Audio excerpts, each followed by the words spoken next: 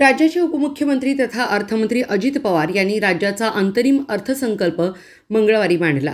यावेळी त्यांनी शेतकरी, कष्टकरी, महिला, विद्यार्थी, युवक, मागासवर्गीय, आदिवासी, अल्पसंख्याक, उद्योजक, व्यापारी घटकासह कोल्हापूर सांगली जिल्ह्यासाठी घोषणांचा पाऊस पाडला। त्यांनी कोल्हापूर सांगली जिल्ह्याचा पूर आणि कोल्हापूर विमानतळावर घोषणा केली आहे। आज अजित पवार यांनी राज्याच्या एकूण खर्चासाठी 6,522 कोटी रुपयांची तरतूद असलेला अंतरिम अर्थसंकल्प विधानसभेत सादर केला।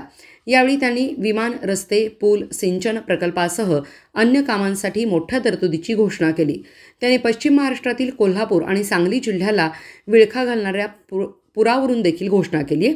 त्यांनी कोल्हापूर व सांगली जिल्ह्यातील पूर रोखण्यासाठी 2300 कोटी रुपयांची तरतूद करण्यात येत असल्याची घोषणा केली। तसेच अजित पवार यांनी कोल्हापूर व सांगलीच्या पुराबाबत ही घोषणा करताना विदर्भातील सिंचन अनुशेष दूर करण्यासाठी राज्य सरकार काम करत असल्याचे म्हटले। त्यांनी यासाठी 2000 कोटींची तरतूद केल्याचे म्हटले। कोल्हापूर विमानतळाच्या विस्तारासाठी भूमी संपादन केले आहे ते सुरू असून आवश्यक निधी उपलब्ध करून दिला जाईल असे म्हटले।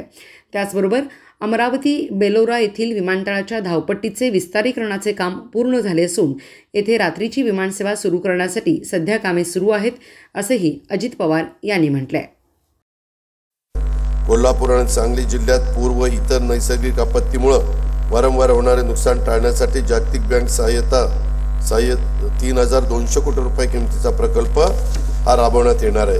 महाराष्ट्राचे 0.37 TMC पाणी साठा निर्माण होईल। त्यासाठी 15,000 कोटी रुपयाचा खर्च अपेक्षित आहे। विदर्भातला सिंचनाचा अनुशेष दूर करण्यासाठी 2000 कोटी रुपयांची तरतूद करण्यात येईल। विदर्भासाठी महत्त्वाकांक्षी असलेल्या वैनगंगा नळगंगा नदी जोड प्रकल्पाद्वारे 3,71,000 हेक्टर क्षेत्रास सिंचनाचा लाभ होणार असून प्रकल्पासाठी आवश्यक तो निधी उपलब्ध करून देण्यात येईल। मराठवाड्यामध्ये ऊर्ध्व पैनगंगा, कृष्णा मराठवाडा, लेंडी, जायकवाडी टप्पा 2, नांदूर मधुमेश्वर, निम्न दुधना, विष्णुपुरी टप्पा 2 या मोठ्या प्रकल्पांसह 11 मोठे प्रकल्प, 8 मध्यम प्रकल्प व 29 लघु पाटबंधारे प्रकल्पाची कामं प्रगतीपथावर आहेत। नदीपात्रात पाणी अडवण्यासाठी मोठ्या प्रमाणावर बॅरेजेसची कामं हाती घेण्यात आली आहेत। सुयोग्य जागेची आणि पाण्याची उपलब्धता विचारात घेऊन मोठ्या प्रमाणावर उच्चदन जलविद्युत